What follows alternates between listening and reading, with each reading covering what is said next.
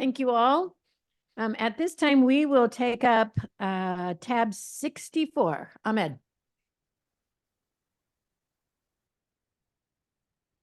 I can't hear you. Commissioners, tab 64 is an action item that requires commission approval for Caltrans to move forward with executing the director's deed for the sale of the state excess-owned property located at 626 Prospect Avenue. The conveyance of excess state-owned real property is pursuant to Section 118 of the Streets and Highway Code, the Roberti Act, and the State Route 710 Sales Program Regulation. The proceeds generated from the sale of this property totaling $180,000 will be deposited in the State Route 710 Rehabilitation Account. The fund will be used to fund lender-required repairs for properties being sold at affordable prices to families of low or moderate income.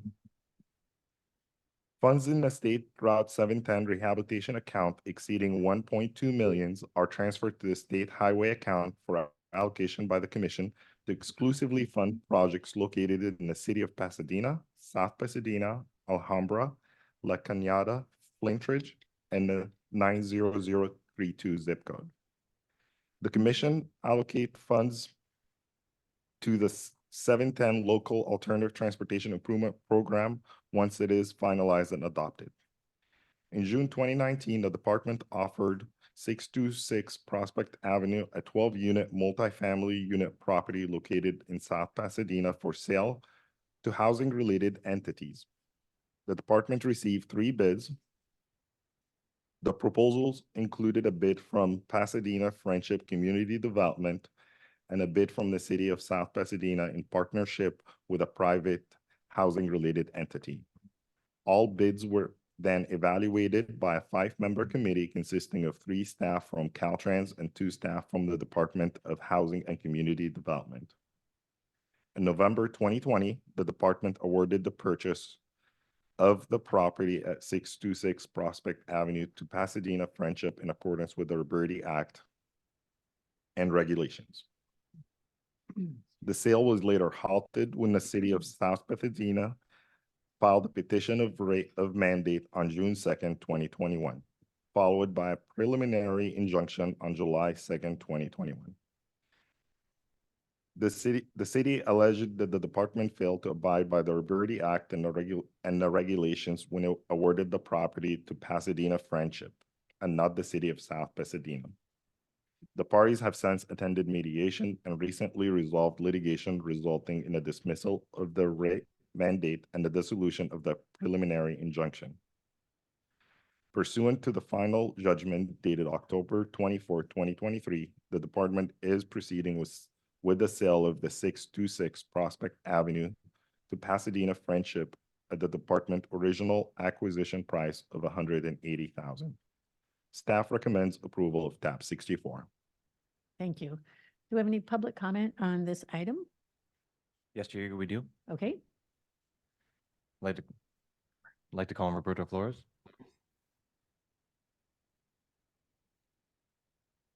Yes. Hello. My name is Roberto Flores, representing United Caltrans tenants.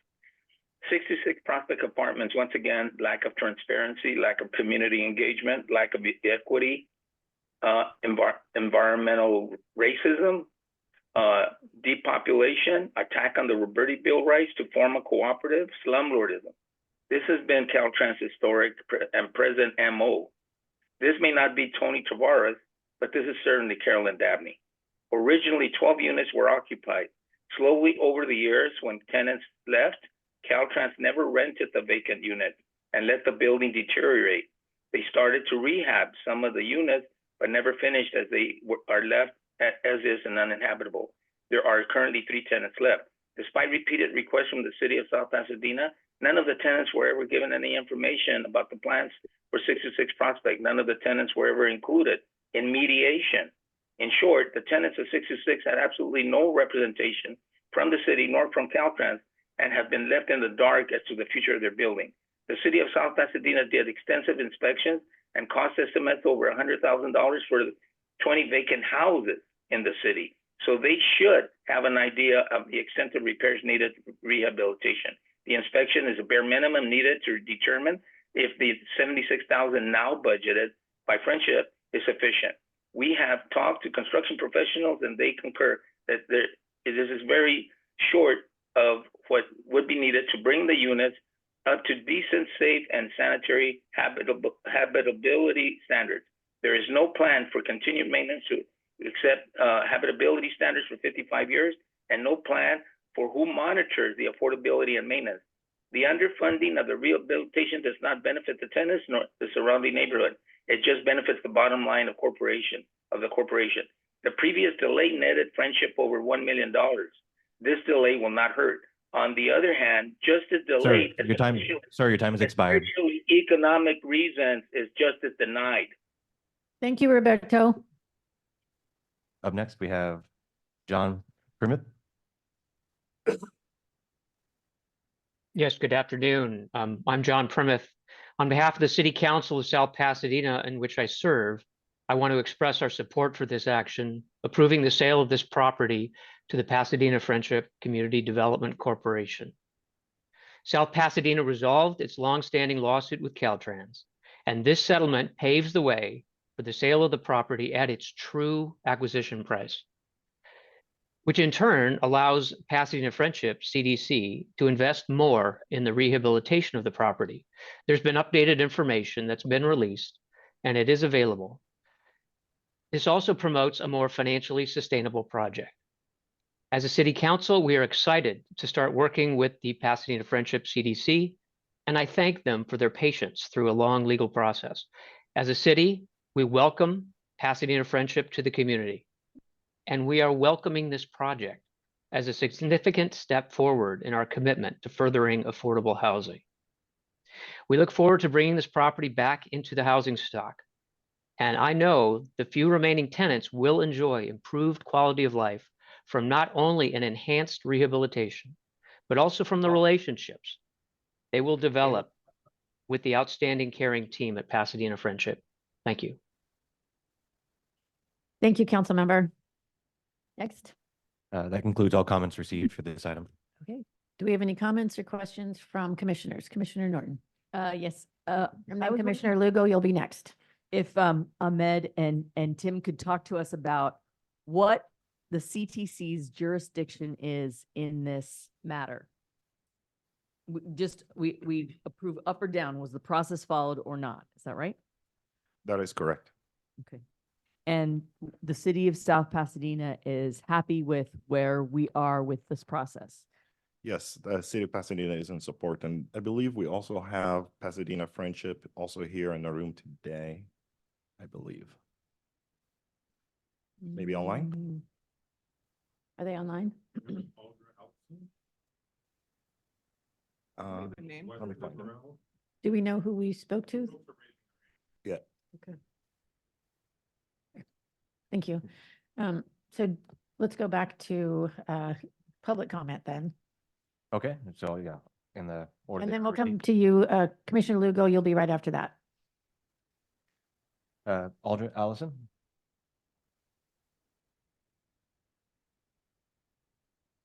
Aldrin Allison, you're now. Yes, Friendship CDC is here. I would like to first have the pastor, Reverend Lucius Smith speak, and then we also have Barbara Richardson King. We also have Joel Bryant. We also have Dan Akins, and we have myself, but I would prefer that they go first. Are they there? Can you give us? Who did you want to have go first? What was the name? Pastor Smith, who's next. Is his name on the list? Just- Okay. Yes. Mr. Smith, you're now free to unmute yourself and comment. Thank you.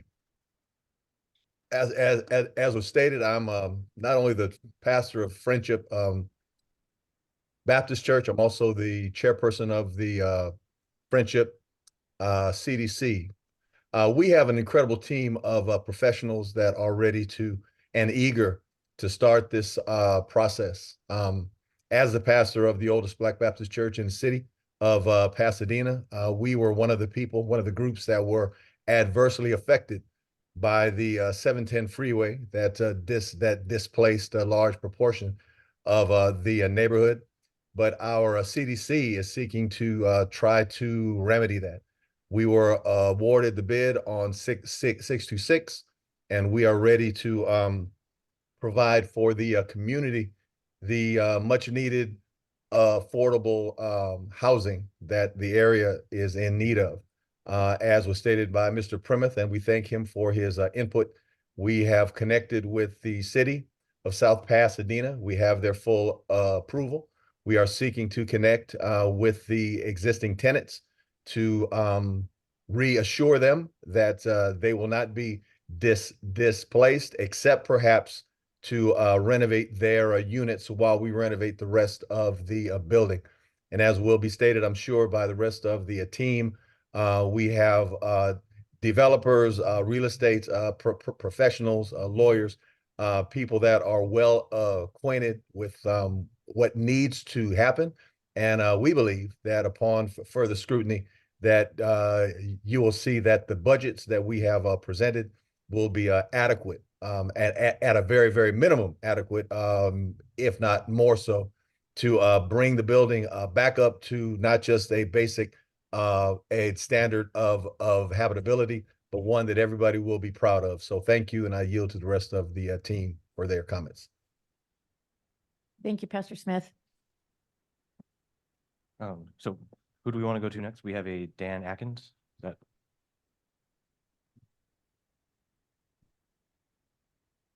Hey, bro, in the middle of a meeting, I'll call you back. Am I on? Yes. Hey, good afternoon, members of the CTC board. My name is Dan Akins, one of the board members for Pasadena Friendship Community Development Corporation. And I just got to express that I personally am very excited about this project and certainly looking forward to move forward with completing the project and making it a quality, affordable housing community. I've got more than 30 years experience in the real estate investment and development industry. And I, along with Joel Bryant, who's also on the call, have developed multiple affordable housing projects over the years. And so as a team combined, we bring over 100 years of experience to this project. And of course, we look forward to applying that experience and skills to completing this project and making sure that the units are available to low and moderate income households. So, and of course, we look forward to working with the existing tenants in completing the units to make sure that they are accommodated during the renovation process and have an opportunity to, move to the renovated units as they become available. So again, we are excited about the project and look forward to working with both Caltrans, the city of Pasadena, as well as the existing tenants. Thank you. Thank you. Next. I'm gonna go back to Aldra Allison. Aldra, you're now unmuted.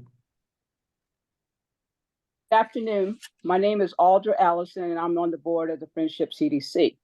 My background is in affordable housing, and I've held many positions with the City of Pasadena, City of Inglewood Redevelopment, Los Angeles Community Development Commission, and Neighborhood Housing Services, where I was the compliance officer. While at NHS, I was responsible for reviewing construction documents for a $60 million NSP program for Los Angeles County. I say all this because people are questioning our ability to do this project. And I just want you to know, Dan's very modest. He didn't state that he has a master's in real estate development from USC. Joel Bryant also has a master's in real estate development from USC and is also a licensed contractor. On our team, we have contractors, realtors, bankers, legal personnel from the city and from downtown Los Angeles. In good faith, Friendship has attended the Caltrans workshops in 2018 In good faith, we submitted a proposal in 2019. Due to COVID, we had to patiently wait to this day. Friendship, basically, as it's been stated earlier, has been impacted by the development of the 710 and the 210 freeway. The majority of the community around Friendship has been destroyed. Unfortunately, Friendship cannot rebuild that community, but we can move forward and try to provide affordable housing with other stakeholders. We look forward to working with the city of South Pasadena. We look forward to working with the tenants in the area. Friendship, we can feed the sheep and help the unhoused, people in need. We are not doing this to make any money. We are volunteers just trying to do the right thing. Thank you. Ma'am, your time has expired. Thank you, ma'am. Next. Okay, next I'd like to call on Barbara Richardson King. Hello, can you hear me? Yes. Hello, honorable commissioners and assembled guests. My name is Barbara Richardson King, and I am the secretary for the Pasadena Friendship CDC. As mentioned, we were delayed many years, and I'd like to address how we outreach to the community, because I think that is an issue that some people are concerned about. We didn't sit around on our laurels during this time. We extended the olive branch to all of the council members, the state officials, and all of the district supervisor, Judy Chu, Catherine Barger, Chris Holden, and Anthony Portantino. In addition to that, something was just said that I wanted to correct. It said the tenants were not part of the city bid. I believe that the United Tenants Association, excuse me, it was the Caltrans Tenant Association was part of the original bid that they bid along with us, and that they were not awarded the bid. We also reached out to the tenants, the city, and everyone again for a meet and greet so that we could meet with the tenants, give them our vision, explain what our passion was and how we were going to provide affordable housing for the city of South Pasadena.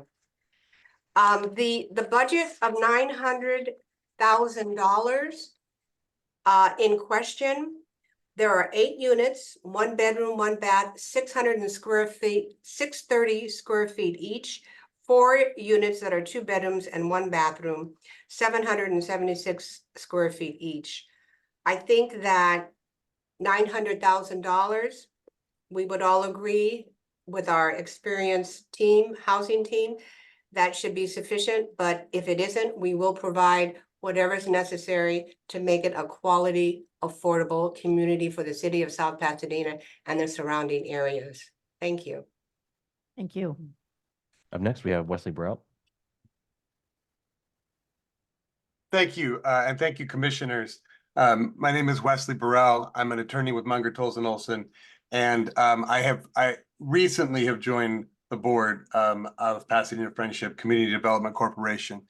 But prior to this, I served in a pro bono capacity as their attorney in the litigation. I want to stress, because I think the speaker who characterized the nature of this purchase is a little misinformed. Pasadena Friendship is a nonprofit public benefits corporation that provides affordable housing services and assistance to seniors and families at risk. It's a missional organization whose purpose is nonprofit. And I would also note that in the course of the litigation, I reached out several times to Chris Sutton, who was the purported attorney for the only tenant who was seeking to intervene, and he did not respond. And I also know that we made many outreaches to the tenants, and the person who spoke before the commission was not himself a tenant of 626 Prospect. No tenant of 626 Prospect is before you here objecting. We are very happy to be joining and working with the city of South Pass to form and create space for people in need. that's our purpose and our mission. And we appreciate your giving us time and consideration, and we appreciate being able to work with the city of South Pass and with Caltrans to that end. Thank you. Up next, we have Joel Bryant. Good afternoon, everyone. Can you hear me? Yes. Great, thank you. Good afternoon, CTC members. I am Joel Bryant, and first of all, I'm honored to be here today. Very grateful that this day has come.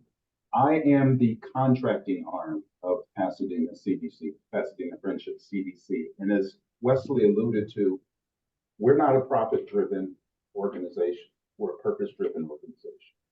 Many of the concerns that have been raised about the lack of affordable housing in the region, in this particular sub-region, we too have those same concerns. And my role on the team, just by way of background, I'm a real estate construction professional. As Audra mentioned, I do have a master's in real estate development from USC and an undergrad degree in urban planning. But degrees aside and academic practice or academic experience aside, I am a builder based right up the road in Pasadena. I just recently completed a 115 unit mixed use project that had market rate and affordable units. We have had almost 5 years to look at this property, and over time, some of these delays have actually worked in our favor because right after COVID, we had a huge escalation in construction costs, which I think have tapered off now. Now is the right time for us to tackle this 12 unit rehab. We have a budget of $76,000. That includes ample scope of work for the site as well as the units. And I am honored to be a part of this. I also, my family happens to be a 50-year member of Friendship Baptist Church. So we have been involved in this community for a long time, and it just so happens I'm a real estate professional. So again, I am available for questions, excited to be here. Thank you, Councilmember Prentice as well for your kind words. Okay, we have one written comment. Okay. This comes from William Walker.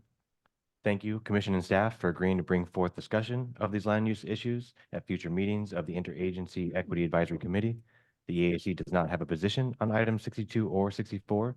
We invite community stakeholders to help us inform any future frameworks developed by the CTC or Caltrans regarding these issues at our February meeting.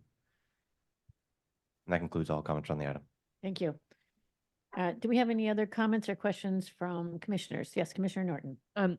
So I appreciate the information from the Friendship Baptist CDC, and that I think I heard right that it's now $76,000 per unit that's going to be applied to improving the property.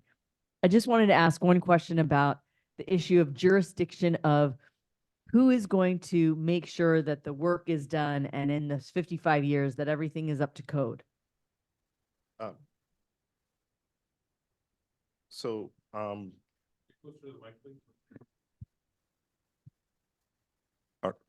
right. We have Carol online too. She'll be able to answer that.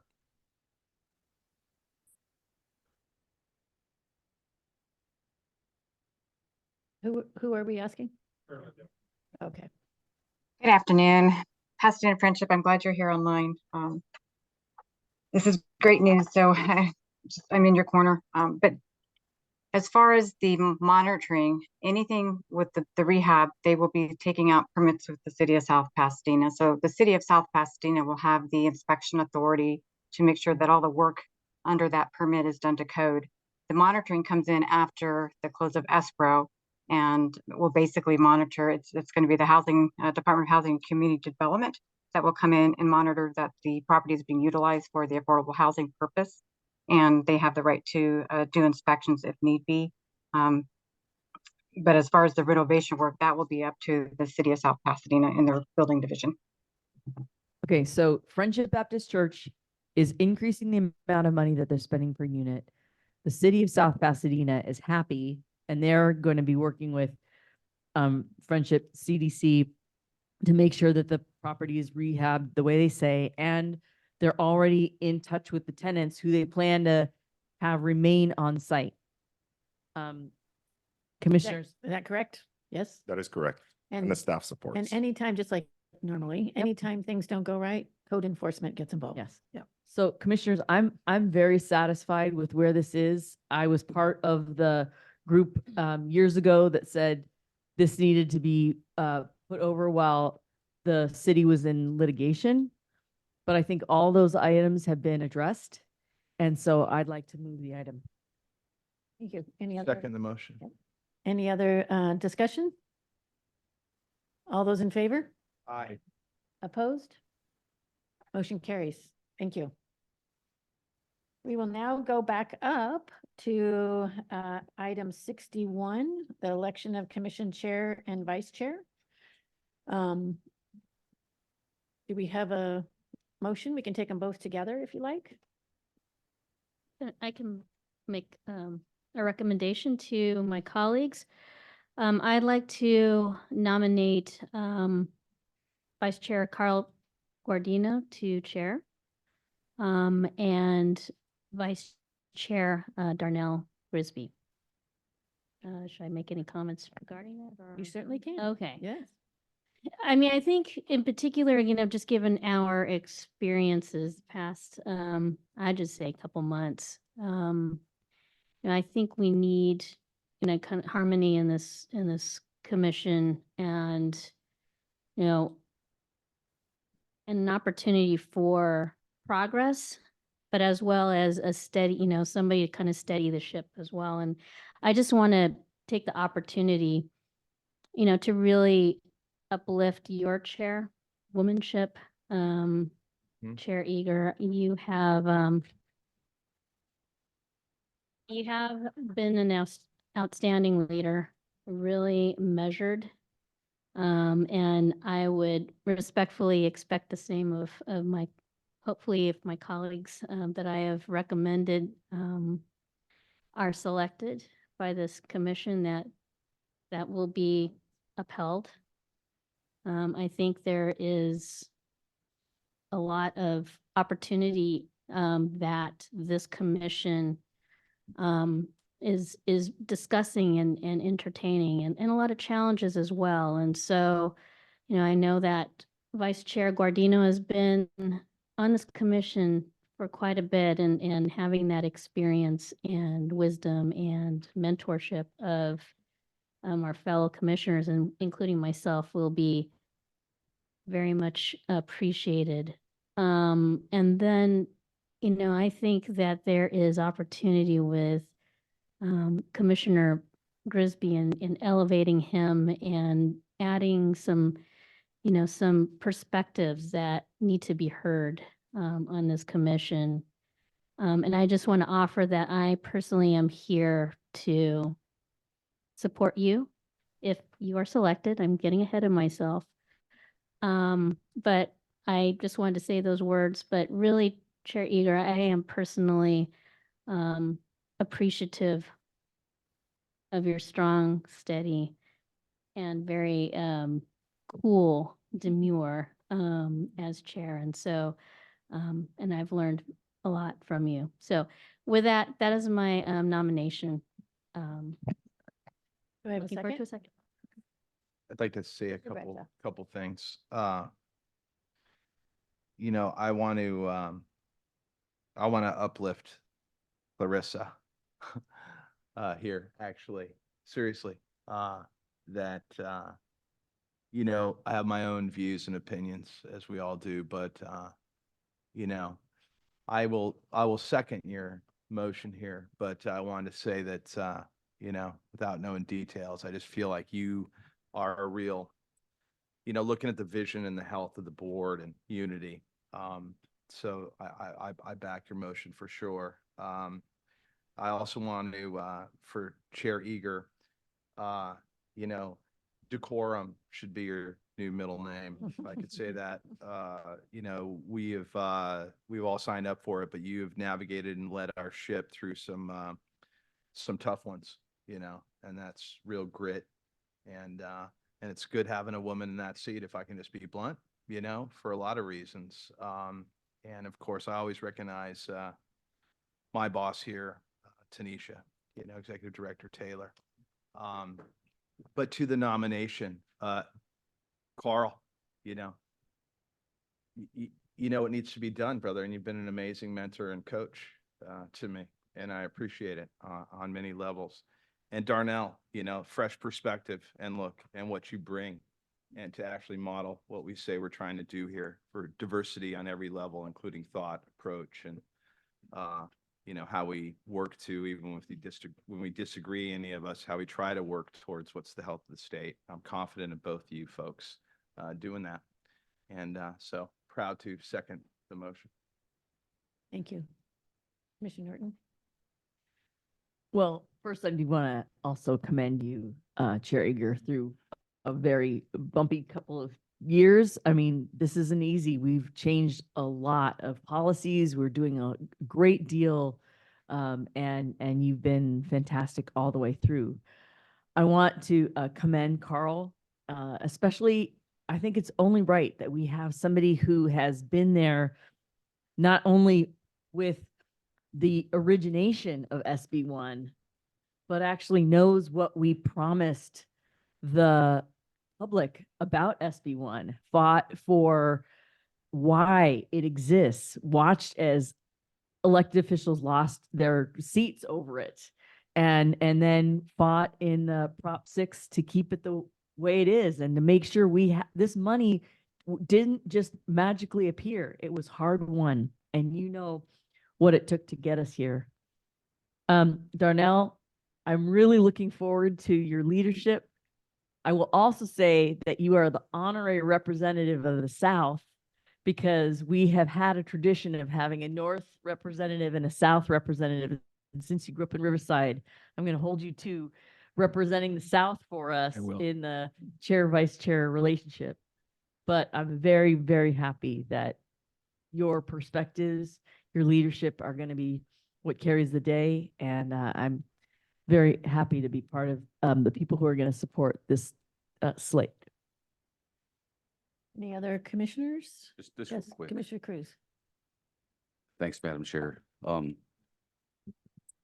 Just want to add that, as was evident just the last couple of days, there's no easy decisions that we have to make on a regular basis when it comes to the impacts to individuals' lives with projects that we look at and vet and ultimately make decisions on. But I want to commend your leadership, because with leadership starts, communication, integrity, resilience, and you've showed all those traits the time I've been here and made it easier to make some hard decisions for us. Thank you. So thank you for your leadership. And Carl's experience is welcome. His years working in transportation and other big issues in the state of California is value.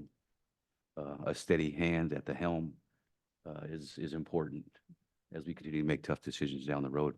And I'm especially excited for Darnell, as Commissioner Bradshaw sort of explained, his fresh vision, perspective is always welcome. And I look forward to having more conversations. So I would support the nomination as well. Yes. Vice Chair Gardini. Thank you, Chair Eager. I want to second the comments of my colleagues about the incredibly positive impact and effectiveness we've had with you as our chair these past 2 years. You're a tremendous colleague, attorney, business leader, environmental leader, and you have just exceeded certainly all expectations I would ever have as a chair.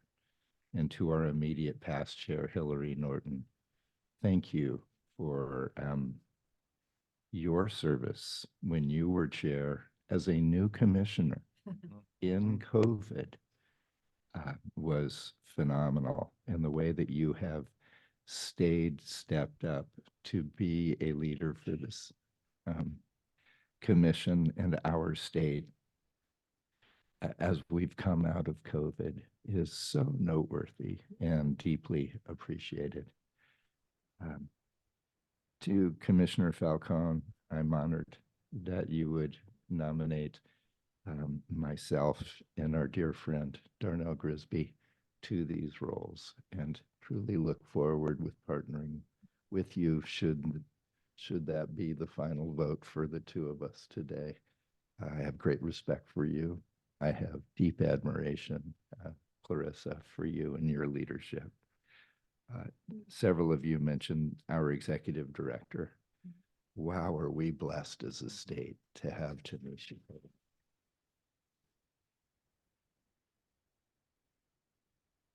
If this does pass, I just want to publicly state my intent, my goal is to solely serve as chair for a year. Actually, that's all we're allowed to do, but we're allowed to then, if interested and the will of the commission, serve a second one-year term. I would not want that second one-year term. I had the honor many years ago on this commission to serve 1 year as chair, and that will be 2. And we have so much talent on this commission that it seems selfish to serve a second contiguous year when I've already served 1 year as chair. So that would be my pledge to you and the public, and I wanted to say it publicly so that you make sure I keep my word. Remember when you said, yeah. Yes. The last thing I just want to say, this commission is so often like family. Families fight sometimes, but families stay together. As to be transparent, if you're usually used to seeing someone nominated as chair who seems a lot happier.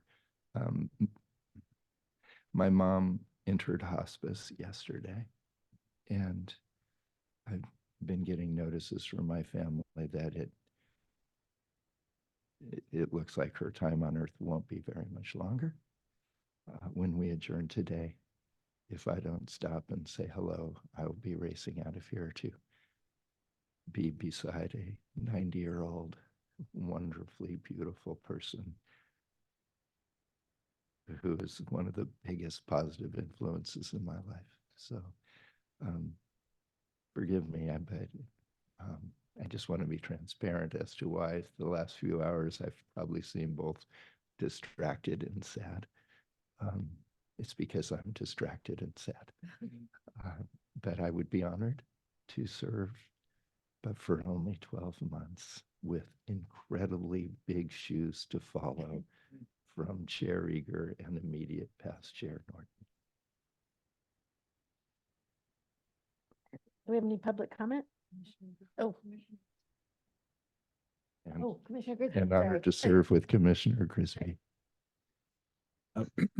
Pardon me. I'm very humbled by just being amongst y'all as a member, because each and every one of you are a force of nature and powerful and thoughtful and care about the state.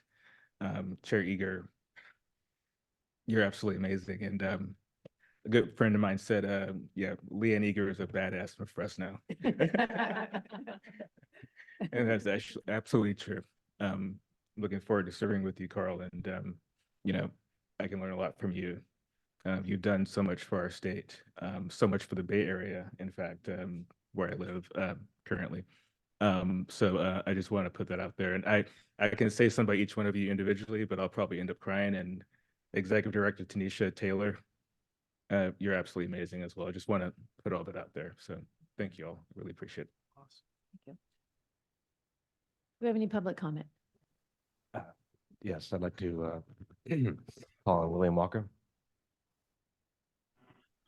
I'll be brief. There's a lot going on today. I'm so sorry, Vice Chair, to hear that, but I'm super excited to hear that you've been nominated to be chair and that Darnell has been nominated to be vice chair. It's actually my job to just work with whomever is in those roles, but I'm super excited to work with the both of you and super excited if some surprise motion comes up, but I'm not.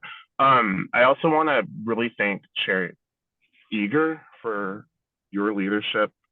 And I know it took a whole commission to get an equity advisory committee together, and the whole community and, you know, folks beyond state roles to be able to address you right now. But just before I was even chair, just kind of coming to meetings and trying to learn the ropes and understand what was going on in the different regions, Chair Eagers just kind of like extended a hand and taken me along and under her wing. And you know, I don't feel like an outsider at any event here, and I just am very appreciative. So I'll stop there to minimize my taking up of time, but super excited about this motion and looking forward to working with you all. Thank you. That concludes the comments for the item. Thank you.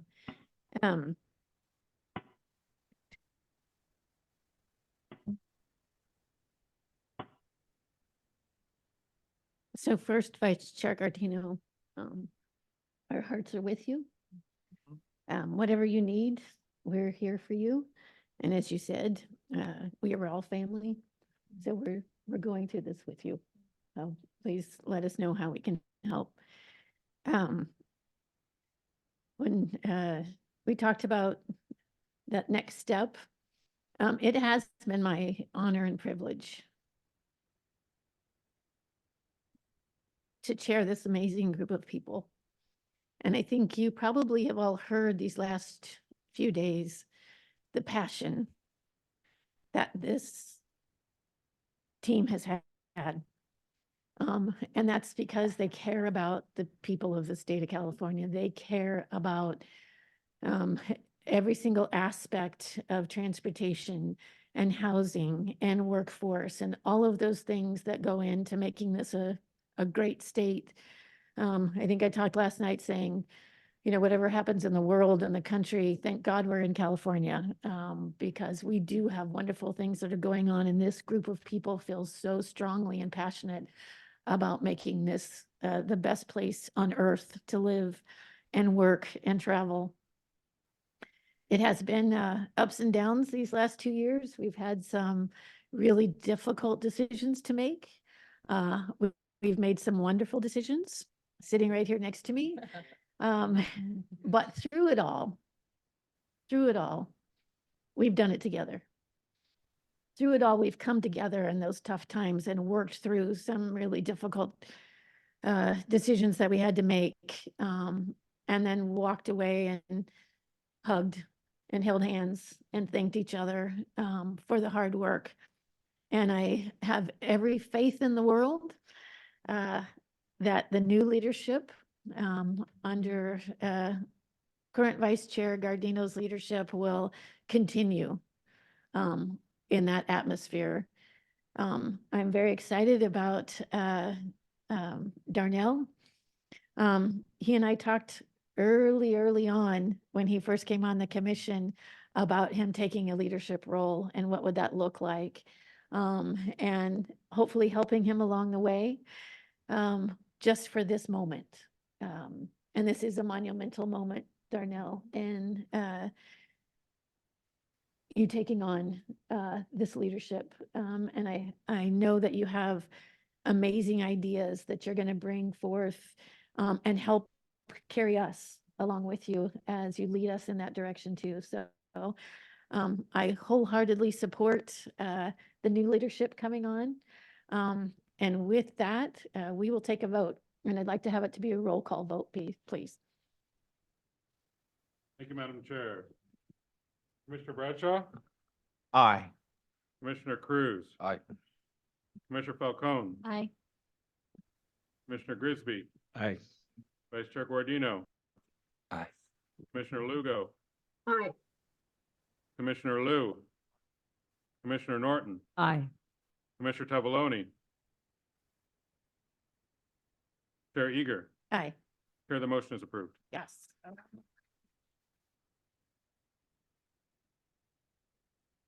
But you still get me for the rest of the day. First. March 1st, he takes over.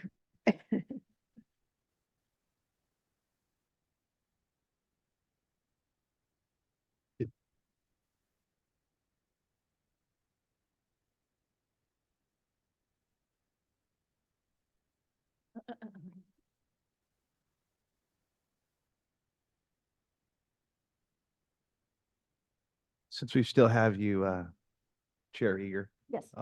Hey, can we recognize our outgoing dynamic chair one more time? Yes.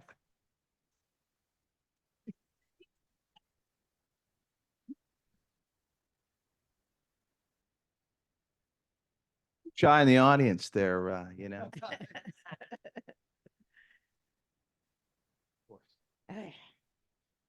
Okay, item 65.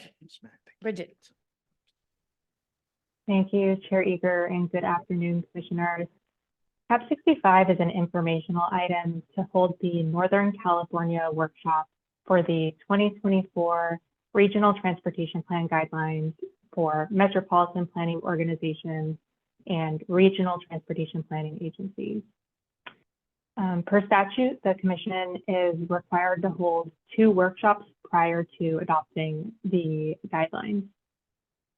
In the book item, there's a link to the Commission's transportation planning webpage where you can access the proposed final versions of the regional transportation plan guidelines. And that concludes my remarks on this item. I would be happy to take any questions or comments. Do we have any public comment? Oh, sorry. Do we have any public comment on 65? We have not received any public comment for this item, no. Okay. Do we have any commissioners' comments or questions? Okay. Thank you. That was informational only. We will move to 66. Thank you. So tab 66 is an action item. Staff recommends the Commission adopt the 2024 Regional Transportation Plan Guidelines for metropolitan planning organizations and regional transportation planning agencies. I would like to sincerely thank our Caltrans regional planning team for their assistance in updating the guidelines, as well as our broad stakeholder coalition who was engaged throughout the whole process in helping us to develop new language. With that, staff recommends your approval of tab 66. Do we have any public comment on 66? Yes, we have Marvin Norman. Hi, yes, Marvin Norman again from San Bernardino. And I looked through this item and, you know, yesterday, one of the things that was brought up on when we were discussing the whole I-15 thing was that I would have followed the rules and how it was in the plans and from, you know, going back decades. And so here we have the opportunity to update the plan, update the rules for how the plans are being created, because as we can see, these have implications for decades in the future. And no, these updates are good. It's good to see them, but it also is worth mentioning that they have, you know, fallen short, especially in terms of how we need to get moving on VMT reduction goals if we're ever going to achieve them. And if they're not written into the plans for how, if they're not written into the guidelines for how the plans are written, how are we ever going to get to the point where we're actually achieving these goals and actually turning into real life action into the actual plans? Because again, as we can see, the plans last for decades. And so at this point, if we're already too late, honestly, to meet the goals that are set for 2030, if we're unable to even update the standards for the plans, which then get put in place, because the plans being undertaken right now are still being written based on the standards that came before these standards that you folks are voting on today. So it would be great to see would have been great to see more have been looked forward to in that regard, and actually done more to update the standards to actually reflect the goals. But it's good to see that it is more than nothing that was done. So just keep in mind, if we plan to meet the goals, we can't refuse to change the standards and also refuse to put our foot down. Thank you. Thank you. Have any other public comment? We have no other public comment for the item. Okay, thank you. Any comments or questions from commissioners? And I will entertain a motion. So moved. Grisby? Do you have a second? second Cruz. All those in favor? Aye. Opposed? Motion carries. We are deferring item 67 to March, so we'll move on to 68. John? Yes. Hey, welcome. John? Check, check. There we go. Thank you. Yes. Tab 68 is an information item presenting a preview of the draft 2024 shop. Caltrans will be providing the presentation, but first I want to give a quick status update on the adoption schedule. Caltrans is required by statute to submit the proposed program to the commission by January 31st. We are very excited for that. It's only 5 days away. The draft program was already shared with regional agencies and many other diverse stakeholders on December 8th, with comments due on January 19th. And the comments will be included in the submittal to the commission on the 31st. After that, the ball will be in the commission's court for review and adoption. As part of the commission's review, we'll be holding 2 public hearings. So just a quick plug for those. The first one will be in San Bernardino on Thursday, February 8th, and the second one will be in Sacramento on Tuesday, February 13th. We welcome and invite anybody who's interested to participate in those hearings. Information about both of them can be found on the commission's website. Finally, the adoption of the final 2024 shop is expected at the March commission meeting, but we're not close to there yet. Here we are with Mike showing us the draft, and he's got a preview. Go ahead, Mike. Thank you, John. Good afternoon, Chair, Commissioners. I have a short presentation, 8 slides. So these 8 slides will cover a $16 billion program of projects. So that's $2 billion a slide for keeping track. So as Those are we go expensive through- slides, yeah. That'd be good. My name is Mike Johnson. I'm the Caltrans State Asset Management Engineer. It's nice to be in front of you again today. Next slide, $2 billion. I bring this up every time to show that as we come before you with a shop, a large portfolio of projects, these projects don't just happen by accident. And there's quite a long process, and you could see for the 6 steps that are shown on the screen there, we're in the second, we're at the end, which is where we're at the projects.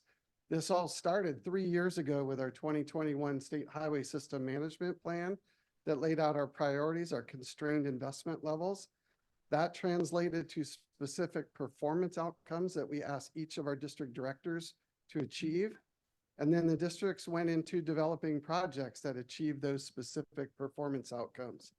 So we come before you today with a set of projects that have been specifically tailored to achieve performance outcomes in at least 34 different areas. So we've talked a lot about trade-offs the last couple days, some tough trade-offs. In the shop, we're doing this across 34 different objectives that we're trying to trade off. Next slide. A little about the timeline, because this is an area I keep putting this up because it still seems to be confusing. We're sitting here in the 23-24 fiscal year, the blue star there. And we are currently in the 2022 shop, but we are here before you talking about the next shop that starts July 1. The planning for that work started years ago. In fact, 2.5 years ago, we started the planning work for that. And in fact, as I sit here today, we are already 6 months into a 2-year planning process for the 2026 shop. And so it's really important to understand that these processes, the planning, the community engagement, all the things that we've been talking about take a lot of time. And so we're working quite a bit out in the future most of the time.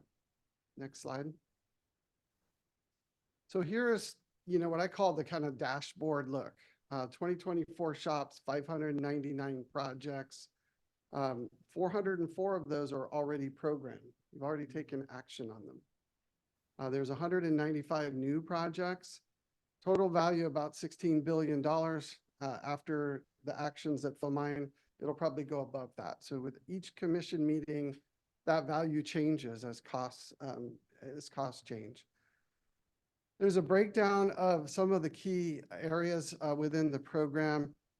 I want to talk just mainly about pavement for a minute, because you see it's $8.1 billion. But when we show it like this and it's labeled anchor objective, okay, these projects don't just do one thing. They're doing lots of things. And so within our pavement projects are where we get a lot of our safety work done. It's where we get a lot of, ancillary work with respect to highway lighting, with respect to adjacent areas, bike work, sidewalk work. A lot of that gets embedded in that pavement project. So not all $8.1 billion is being spent on pavement. It's being spent on all of the things that comprise those projects that are anchored by the pavement. Next slide.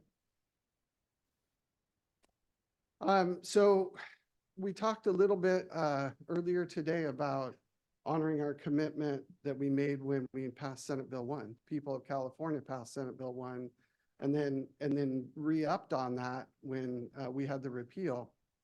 And I feel, in my role, very, it's critical for me to stay focused on that and make sure that, we all are true to that. The department's true, the commission's true, the whole transportation community is true to that.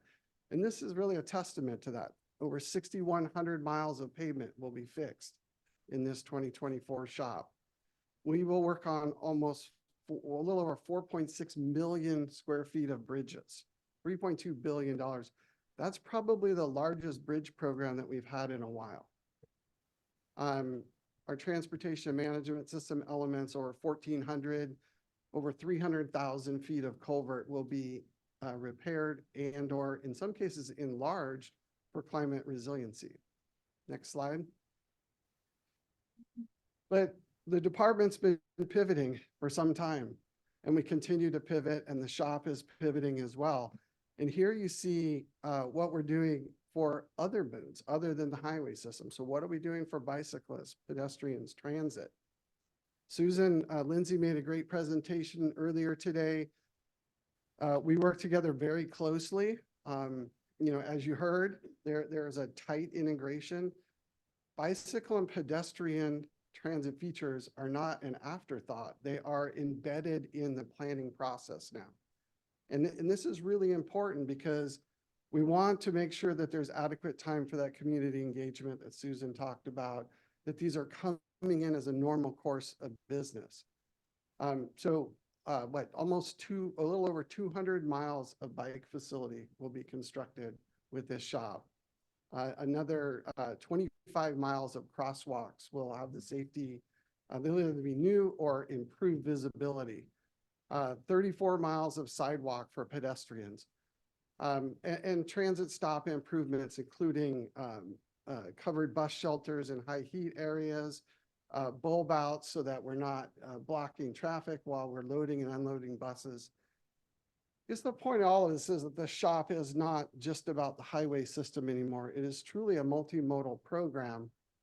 And there was one thing that came up earlier during Susan's presentation that I just wanted to address, that when I say that's a $16 billion program, on top of that value, we hold out in what we call reserve funding for urgent safety needs that arise that we cannot anticipate in advance.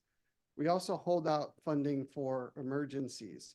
And we've been seeing a lot of this. Last fiscal year, we had $1.3 billion worth of damage to the state highway system. We have to have the funds available to do those emergency repairs to keep things going. But with respect to the safety, it came up a number of times. There are funds in the shop that are for urgent safety needs that get identified, and the money's there and available, and that is for all modes. So there is an avenue and a pathway to identify those even after the shop is adopted. The funds are there. They're in effect anticipating the identification of needs there. Next slide. I'm really excited about this. I want to give a big shout out to my team up in Sacramento. We put out the shop for the first time ever using this digital dashboard. And this really goes back to the shop that was adopted 2 years ago. There was public comment. that someone had wanted an electronic copy of the shop and couldn't get it. And after that meeting, I reached out and said, what can we do? John, Tim, and I met with a group of folks, and we opened up this dashboard and said, what can we put in here to make it work better for you? We came up with what you see, and the shop went out electronically. It can all be downloaded. There's full transparency. And when I talked about payment anchored projects, every single thing that the projects are doing, the big things, are all quantified. So if you see a pavement anchored project, many times you'll see there's, 200, 400, 500 feet of sidewalk also being built in that project. That is all out there very transparently. This dashboard won a Best of California award, so we're really proud of that. And, we see this as really the beginning of something that could be very progressive for the future. To kind of get away from the idea that the shop is a one-time, set of projects, because the reality is the shop changes every commission meeting and in significant ways. So this is a great way to put it out. We put it out here. We did online public comments. We got comments from over 95 entities from the public, and many of those had multiple comments within each one. So we're going through the process right now of addressing those comments within the broader shop. Anyone interested, projectbook.dot.ca.gov should put award-winning on there. But this is the product of my staff, and they're awesome. And next slide. John talked a little bit about the schedule. We're going to do public hearings in February from here. Hope to get it adopted in March. And then this is submitted to legislature and governor in April. And with that, I'll conclude my presentation and answer any questions you may have. Thank you. Do you have any public comment on this item? Yes, Chair, we do. I'd like to call on William Walker. Hi, thank you for the presentation really quickly. Is it possible to put the slide back up with the calendar timeline? Which the calendar? Oh, with the calendar for the shop timeline, the last Okay. slide, the Okay. most recent slide. I don't want to dismay staff because we still don't quite have a process for this, but there's so many shop projects that have been incorporating active transportation projects, and there's an extreme interest in how active transportation can fold into future shop work. We have a February EAC meeting. It would be great if there could be a brief presentation on ATP and shop, or even just your process, and to get feedback from folks regarding how shop could incorporate all the desires of folks in the equity space. Thank you. Thank you. Any other public comment? Yes, up next, Ophelia Abundez.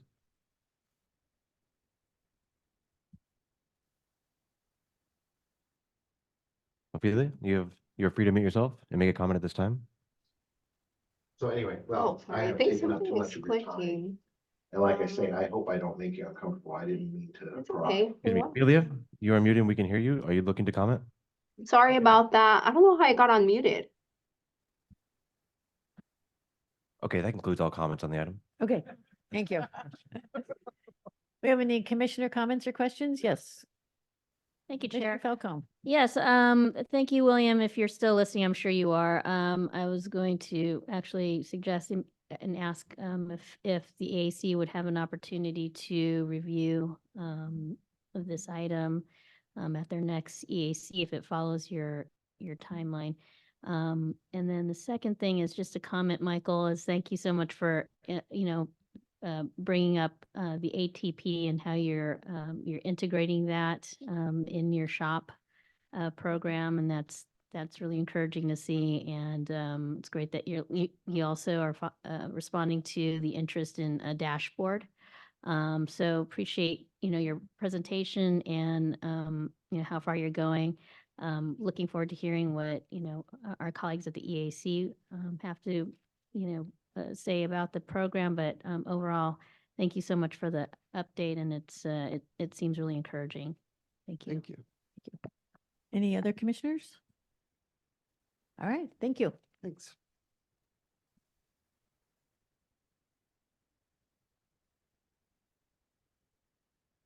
Tab 69, Cherry.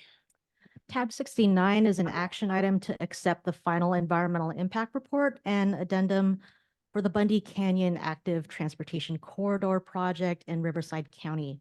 This project will construct a 2.2-mile Class 1 bike ped path. Staff recommends approval. Thank you. Any public comment? We received no public comment for the item.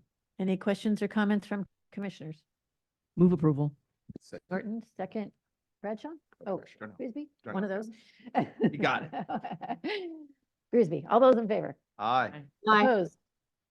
Motion carries. We will now move to items 70 through 74. Tim. Thank you, Chair Eager.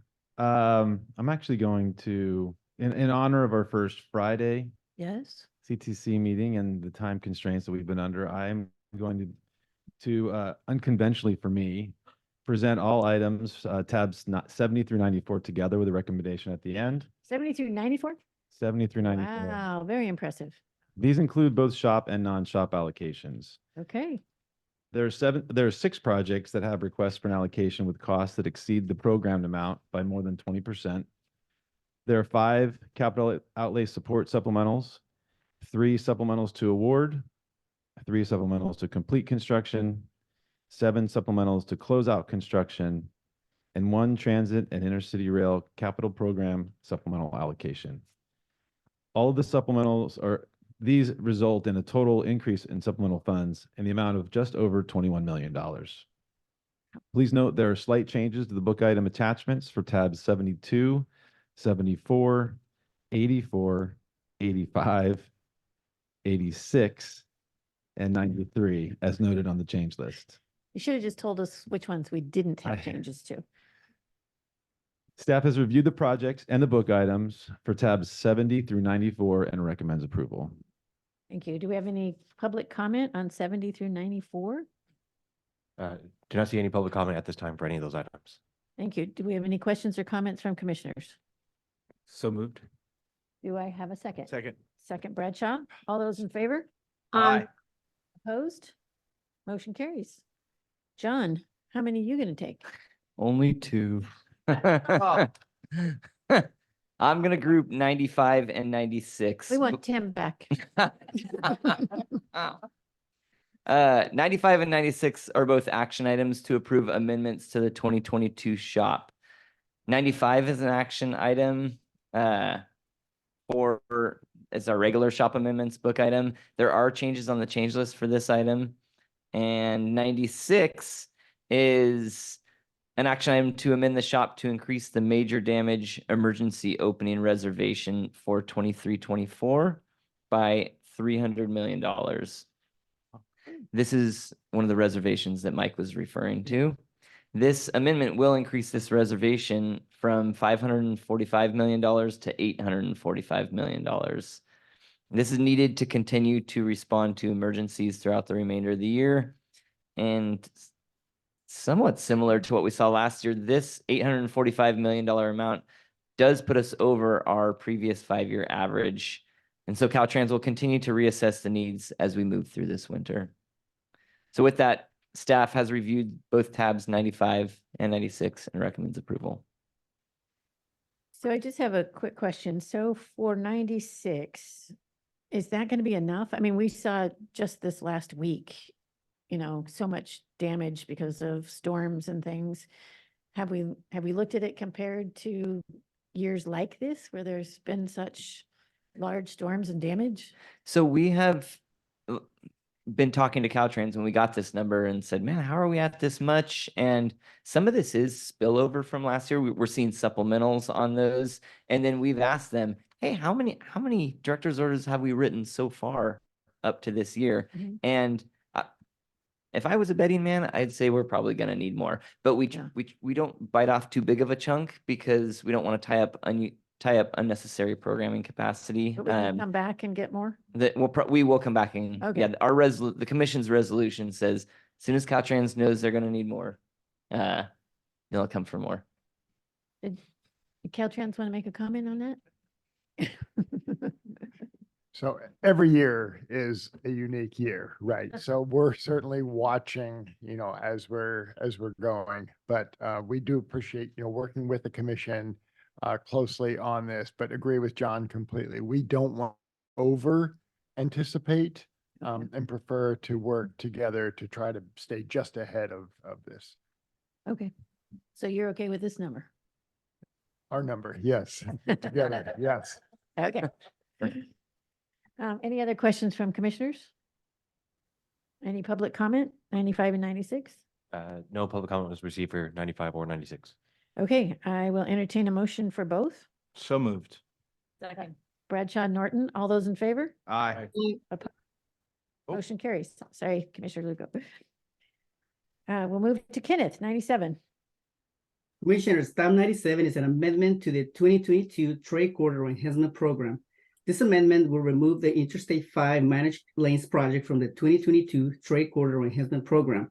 The 2022 Trade Corridor Enhancement Program guidelines require projects programmed with design, right-of-way, or construction capital costs to file a notice of determination in accordance with the California Environmental Quality Act within 6 months of program adoption. This would have been December 31st, 2023. This project did not meet this deadline and is not currently anticipated to meet the notice of determination milestone for another 12 months. Therefore, staff recommends approval of the proposed amendment to remove the Interstate 5 Managed Lanes project in Sacramento County from the 2022 Trade Corridor Enhancement Program. I would like to add that this project can compete again in future Trade Corridor Enhancement Program cycles once it is further along in project development.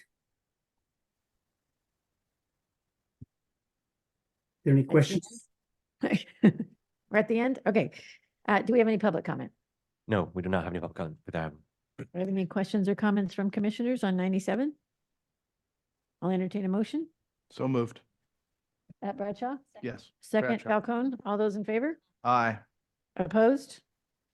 Motion carries. 98. Commissioners, tab 98 is an action item to approve a program amendment to the Cycle 3 Solutions for Congested Corridors program. This program amendment would reprogram $6,340,000 in the Inglewood Mobility and Congestion Relief Program's Bicycle Lane and Intelligent Transportation Systems Elements project components to the Inglewood Transit Connector project component, as provided in the book item. These changes will ensure timely delivery for this project. This request is consistent with the Solutions for Congested Corridors program and guidelines. Therefore, Commission staff recommends your approval of tab 98. Thank you, Naveen. Any public comment? We received no public comment for this item. Comments or questions from commissioners? Second. Commissioner Liu, Commissioner Norton, all those in favor? Aye. It came out very late in the process. Take it. Yeah. Yeah. Yeah. Acknowledge and let it. Do we have a online comment? Yes. Okay, we'll- sure. Sure. Okay. All good. Tammy, I see your hand raised. You're Hi. now unmuted and free to comment. Yes, hi, this is Tammy McCrossan Orr. I'm work for Trifoletti Consulting, and we wanted to personally thank the commission, the staff, Caltrans, CalSTA, on behalf of the city of Englewood for working so hard with us to reprogram these funds. And really on the project has already secured nearly all of the funds that we need. And we just are very grateful for the partnership of the commission and staff and everybody. Thank you, Tammy. Thank you, Tammy. Nice hearing from you. This is Joe. We should catch up sometime. Absolutely, Mr. Liu. I would love to do that. Next one. Okay. And we've already voted. Did we vote? No. All those in favor? Did I do that one? Did I do that part? All those in favor? Aye. Opposed? Okay, motion carries. We will go to tab 99. Good afternoon, Commissioners. Tab 99 is an action item to amend the local partnership formulaic program. The three recommended amendments will improve traffic operations, upgrade and improve retaining walls, and provide a multi-use path for recreational and commuter purposes. This action programs $2,759,000 in fiscal year 23-24 funds and leaves $99 million of the 2022 formulaic program funding available for programming through June 30, 2026.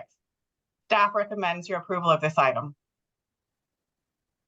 Thank you. Do we have any public comment on 99 online first? No, we have not received public comment for this item. Okay, we have one in person, Carl Holmes. Good afternoon, Chair Eager, Vice Chair Gardino, Commissioners, Director Taylor, Director Tavares. My name is Carl Holmes. I'm with San Francisco County Transportation Authority. By the way, I appreciate all of the work that you all do for 2 days at a time. I am born and raised in California, West Adams. I appreciate West Adams being brought up earlier today. Now live in Oakland, work in San Francisco. This multi-use path project is an active transportation project that we're very pleased to bring forward.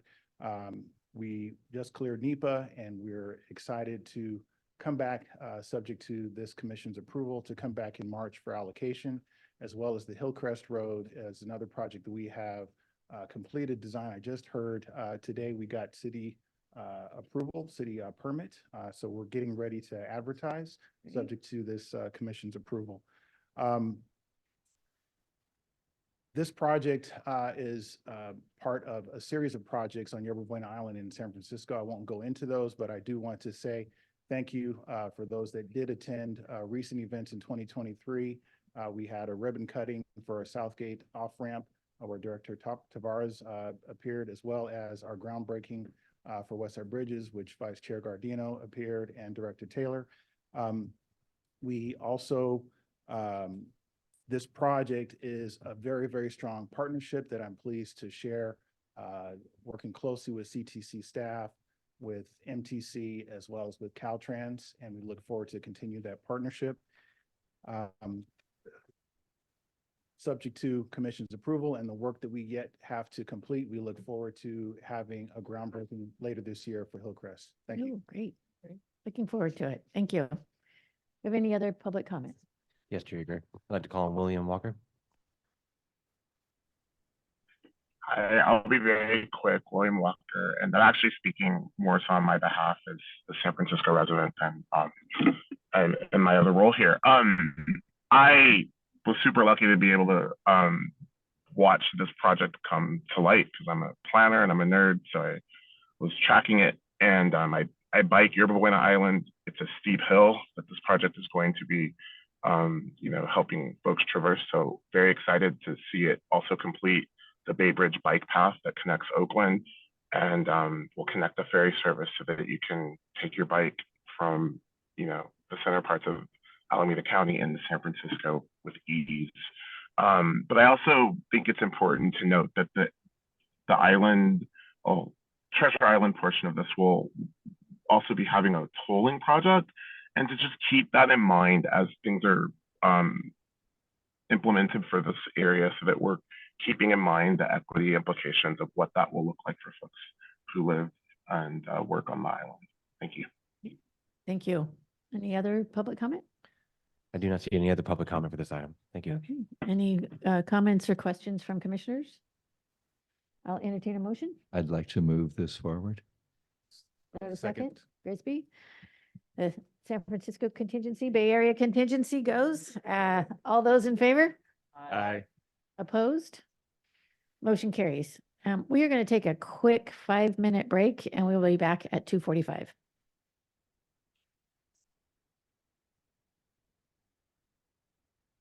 10, Mr. Vice Chair.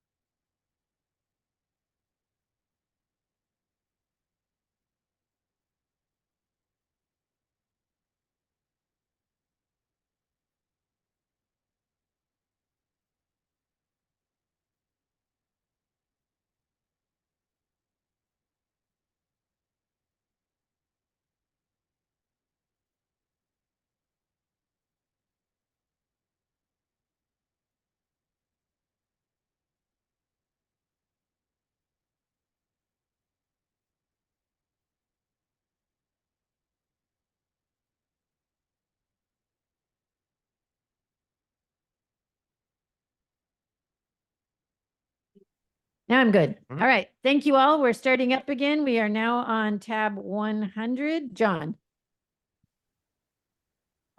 Hold on a second. Nope. Nope. I know. We all want to get out of here. 100. That's what Justin told me earlier. Nope. Sorry about that. 100 through 103 are all shop allocations. There are changes on the change list for a couple of them, so please note the change list for those, and staff recommends approval. Thank you. Do we have any public comment? We do not have any public comment for this item. Do we have any commissioner comment or questions on 100 through 103? Then I will entertain a motion from Cruz, a second from, yes, Frisbee. All those in favor? Aye. Opposed? Motion carries. 104 through 106, Casey. Tabs 104 and 106 include various STIP allocations as reflected on the agenda and change list. These requests are consistent with the program guidelines. Staff recommends your approval. Oh, that was quick. I like it. Any public comment on 104 through 106? No request to comment on those items. Any comments or questions from commissioners? That was a wave and not a question? Okay, thank you. I will entertain a motion. Frisbee? Yep. Second, Falcone, all those in favor? Aye. Opposed? Motion carries. 107, Benjamin.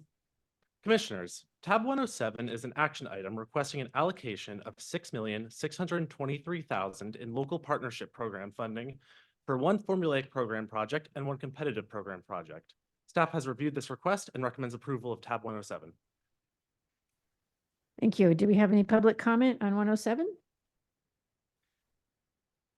We've no request to comment on 107. Any comments or questions? Motion to approve Cruz, second Falcone. All those in favor? Aye. Opposed? Motion carries. 108. Good afternoon, Commissioners. Tab 108 is an allocation request for $3 million in Trade Corridor Enhancement Program funds for the locally administered Grant Line Road Safety and Freight Mobility Project in Sacramento County. Staff has reviewed tab 108 and the item is consistent with Trade Corridor Enhancement Program guidelines. Therefore, staff recommends your approval. Thank you, Kayla. Any public comment? We received no public comment for this item. Any comments or questions from commissioners? We're working through some issues. I know there were some letters sent, and they expedited a response, and I appreciate that. Great, thank you. Thanks, Anisha, your leadership. So you were making the I'll make a motion? motion. Yes, thank you, Cruz. Do I have a second? Falcone, second. All those in favor? Aye. Opposed? Motion carries. 109, Naveen. Thank you, Commissioners. Tab 109 is an action item to approve a Cycle 3 Solutions for Congested Corridors Program allocation request of $6,340,000 for the locally administered Inglewood Transit Connector project component in Los Angeles County. This request is consistent with the Solutions for Congested Corridors program and guidelines, and a baseline agreement for this project will be brought for Commission approval in March per the Commission's SB1 Accountability and Transparency Guidelines. Therefore, Commission staff recommends your approval of tab 109. Thank you. Do we have any public comment for 109? We did not receive public comment for 109. Comments or questions from commissioners? So moved. Second. Grisby and Norton, all those in favor? Opposed? Motion carries. 110 and 111, Rebecca.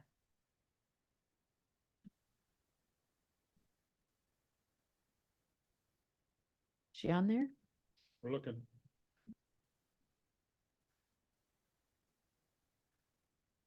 Teresa. Oh, Beverly. Got it. Okay, Beverly. Thank you, Beverly.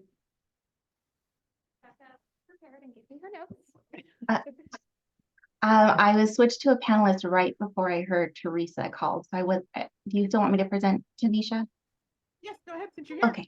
Okay, great. Commissioners, I am very excited to bring the first of the projects from the recently adopted Local Transportation Climate Adaptation Program for allocation. I will be presenting tabs 110 and 111 together with a recommendation at the end. Tab 110 is an action item to approve an allocation request for the PAED phase totaling $3.4 million for Nevada County State Route 49 Grass Valley Evacuation Route Project. Tab 111 is an action item to approve allocations of $13,736,000 for 3 locally administered local transportation climate adaptation program projects. Staff has reviewed these requests and find them consistent with the 2023 Local Transportation Climate Adaptation Program guidelines and the adopted program. Therefore, staff recommends your approval of tabs 110 and 111. Thank you, Rebecca. Do we have any public comment on these 2 items? We did not receive public comment for these 2 items. Do we have any commissioner comments or questions? Just that we're excited about being able to vote on these. These are the first ones, right? Correct. Yeah, great job. I'll entertain a motion from Falcone, second from Grisby. All those in favor? Aye. Opposed? Motion carries. 112 through 114. Commissioners, I will present tabs 112 through 114 together with a recommendation at the end. Tab 112 is an action item to approve allocations of $33,396,000 for 27 locally administered active transportation program projects. Tab 113 is an action item to approve a construction phase allocation for $13,320,000 for the state administered Highway 49 sidewalk gap closure project in Placer County. Tab 114 is an action item to approve advance allocations of $2,681,000 for 4 locally administered active transportation projects programmed in fiscal year 24-25. Staff has reviewed these requests and finds them consistent with program guidelines and adopted programs. Therefore, staff recommends approval of tabs 112, 113, and 114. Thank you, Lika. Do we have any public comment? We did not receive public comment for these items. Do we have any commissioners having questions or comments? And I'll entertain a motion from Falcone. Do I have a second from Grisby? Yes. All those in favor? Aye. Opposed? Motion carries. It's the Norton form of.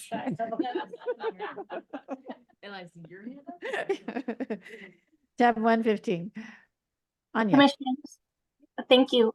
Commissioners, tab 115 is an action item requesting allocation of $11,684,000 for 5 transit and intercity rail capital program projects. Staff has reviewed these requests and finds them consistent with the transit and intercity rail capital programs allocation policy and program update. So staff is recommending your approval of tab 115. Great. Do we have any public comment on 115? We received no request to comment on 115. Do we have any comments or questions from commissioners? I'll entertain a motion from Norton, second Cruz. All those in favor? Aye. Opposed? Motion carries. 116 through 134. Commissioners, tabs 116 through 134 are action items and will be presented and requested for vote together. Please make note that tab 133 has been withdrawn from the agenda. Tabs 116 through 134 contain time extensions, the State Highway Operations and Protection Program, the Local Bridge Seismic Retrofit Program, the State Transportation Improvement Program, the Local Partnership Formulaic Program, the Trade Corridor Enhancement Program, the Active Transportation Program, and the Transit and Intercity Rail Capital Program, in addition to post-fact time extensions for the STIP and LPP formulaic programs, and time extension amendments for the SHOP and TURCIP programs. Please make note that tab 127 is on the change list. Each of these time extension requests have been reviewed and staff recommends your approval of tabs 116 through 134. Thank you. Do you have any public comment?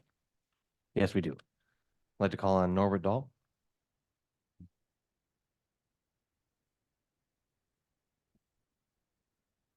Afternoon, Madam Chair, Commissioners. Norbert Dahl, advisor to the Albion Bridge Stewards. Let me be very succinct. Staff has misrepresented what is before you in tab 116, projects 1 and 2. It is not a simple time extension. It is in fact a consolidation of 2 projects for which the SHOP guideline part 49C criteria have not been met. Specifically, the combination of the 2 projects, which at their heart involved mass grading of a highly scenic area to fill a stream to straighten and accelerate Highway 1 through Albion. Those components were separated by Caltrans into two projects to avoid and minimize cumulative impact review through CEQA, NEPA, it's a federally funded project, and the California Coastal Program. Caltrans now wishes to do exactly what it said it would not do, and that is to combine the two projects so it can effectuate that grading. We respectfully submit to you that what is before you today is ultra vires, is not approvable by your commission, and the administrative record is clear on its face that Caltrans here is asking your commission to basically engage in a cover-up of Caltrans's own multi-year bungling, if you will, it being a day for straight talk, of these two projects. We respectfully request, and I understand that there may be two Albion Bridge stewards who will also speak, that the commission on shop guideline 49C grounds not approve the request for projects 1 and 2, tab 116. Thank you. Next, we have Anna Marie Weevil.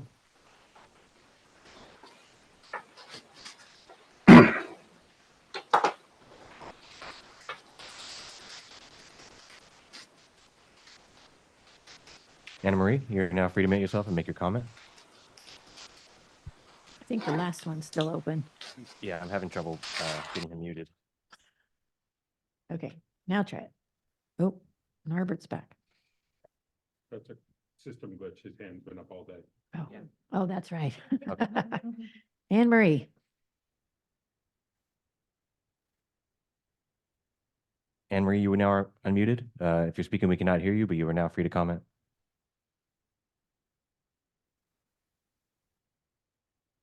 She is unmuted at this time. I see that. Do we have any other public comment? We have no other public comment. Anne Marie? Going, gone. Okay, we did have one additional hand raised during that time. Okay.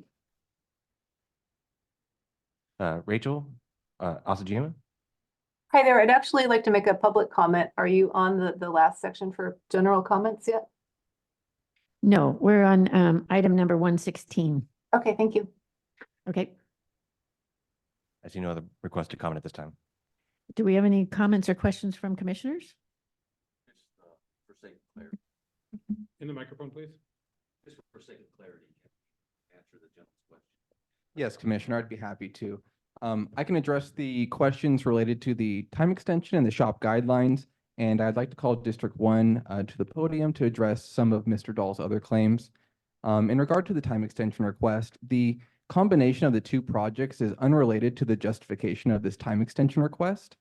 The department advertised the project on September 25th, 2023, and received 20 bidder inquiries from potential bidders regarding cross-sections and digital design files. As a result, the department issued 3 addendums and postponed the bid opening date to November 15th, 2023. So additional time is needed to account for the delay to the bid opening date, to address potential bid protest, and any unforeseen issues that may delay the award process should they arise. So again, this time extension request is not related to the combination of the two projects. Secondly, this time extension request does meet the requirement as established in 49.C of the shop guidelines. This project received an unforeseen amount of bidder inquiries, so staff recommends approval of this request to allow the district sufficient time to address each bidder inquiry, so each bidder can have their questions addressed and they can put their best bids forward. And to Mr. Dahl's other claims, I'd like to call District 1 to the podium to address some of those claims. Thank you. Thank you.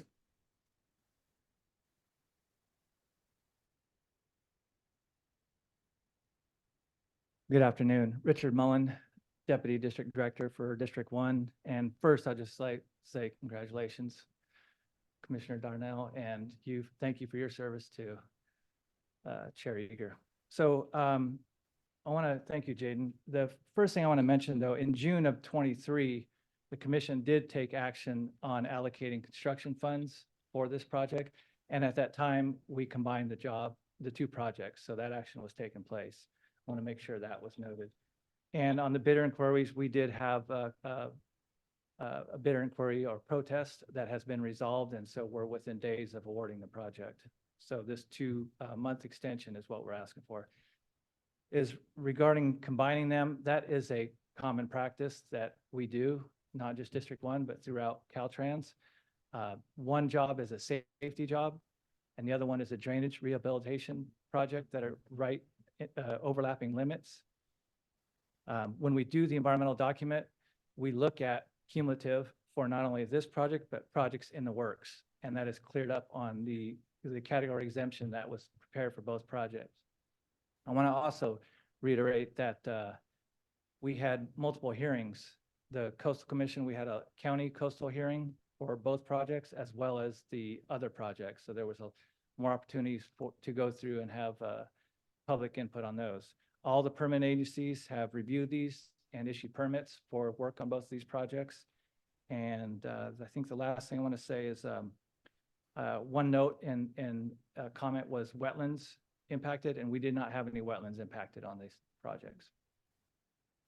Lastly, on combining jobs, it's important everywhere to look at that opportunity for efficiency, cost, and also worker safety when we're looking at construction jobs. So we like to take the opportunity to do that when we can. Thank you. Thank you. Did that answer your questions? Okay. Second. Second, all those in, we have another comment? Oh, Yes, we're okay. gonna go back to the previous commenter who was unable to comment. So Anne Marie Weeble. Can you Anne-Marie, hear you're up. me?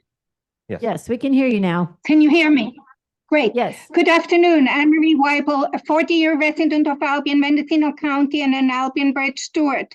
We understand that you have our letter from the 23rd. In it, we object to specific shop guidelines grounds to Caltrans' requested combination of both project and to the requested extension of a contract for that combined project. Caltrans obtained regulatory approval of Project 1 and 2 under the representation that there were necessary separate projects in which the large amount of excavation grading from the Navarro Ridge project would not be used to fill the stream and wetlands of Navarro Creek in the second project. Caltrans took the posture to avoid or minimize cumulative impact review of both projects by pretending they were not mutually dependent on each other. However, these approvals constitute legal contracts. Caltrans now wants you to combine the two projects so that the contractor can do what Caltrans insisted would not occur, that the contractor would use large amounts of soil and rock excavated from the highly scenic Navarro Ridge in the gateway to this part of the coast to fill environmentally sensitive Navarro Creek and parts of the Navarro Preserve for an unnecessary Highway 1 straightening project that will increase the speed with which people drive to our community. That change, as Mr. Dahl said, does not follow your shop guidelines, section 49C, and is not consistent with it. Caltrans wants to change the rules in the middle of the project stream. For you to go along would allow Caltrans to break its coastal permit contracts and to proceed outside the law. We respectfully request that you reject the request for combination of both projects and for the time extension that would allow Caltrans District 1 to flaunt the laws of California and the United States. Thank you. Thank you, Marie. Do we have any other public comment? We received no other request to comment on this item. Okay, thank you. Do we have any other comments or questions from commissioners? Excuse me, Chair. The motion will need to be redone as tab number 133 has been removed. So the motion should be for tabs 116 through 132 and tab 134. Thank you. I'll entertain a motion. Cruz, second. Second. All those in favor? Aye. Opposed? Motion carries.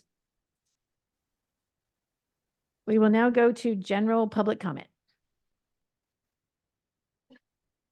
I know we had one. Yes, so we will check back in with Rachel. Hi there. Thank you very much. My name is Rachel Osajima. I'm a resident of Oakland, California. I'm commenting on tab 39, Resolution E 2402. I heard about your meeting late. I don't know if you discussed this or you voted on it, but I am submitting an official comment that I live in the community of Oakland where this current pedestrian bridge is located. It's almost 70 years old. It's actually a 100-year-old safe route to our elementary school over the freeway of Highway 13. After Caltrans's comment period ended in early October, very few community members knew about it. 200 community members have signed a petition to say that we absolutely need our safe route to our school. Additionally, we have received letters of support from our local councilwoman, Janani Ramachandran, and the Alameda County Supervisor, Nate Miley, Alameda County Supervisor, Keith Carson, the principal of our Montclair Elementary School, who has reported that a new bridge is absolutely positively needed to continue our safe route to our elementary school over the freeway. It's needed for pedestrian access, bicycle access, ADA access. He's clearly stated that he believes that children and families with disabilities need this overcrossing. The staff have deceived you in stating that there was community agreement to instead have a roadway improvement project. We absolutely do not want the roadway improvement. We want a rebuilding of the pedestrian, bicycle, and ADA compliant overcrossing to continue our safe route to school. It's completely and utterly unjust for them to force this different approach when we need this overcrossing. And if you have voted to approve, I strongly recommend that you put a hold on your decision and reconsider. Thank you very much. Thank you. Up next, we have William Walker. Hi, I'll be quick because I actually spent most of the day putting my remarks in writing because I realized I didn't have enough time yesterday because of the large item. But I just wanted to thank Commissioner Martinez, who left the commission. You guys also acknowledged her for her support and helping with the EAC development and with my personal mentorship.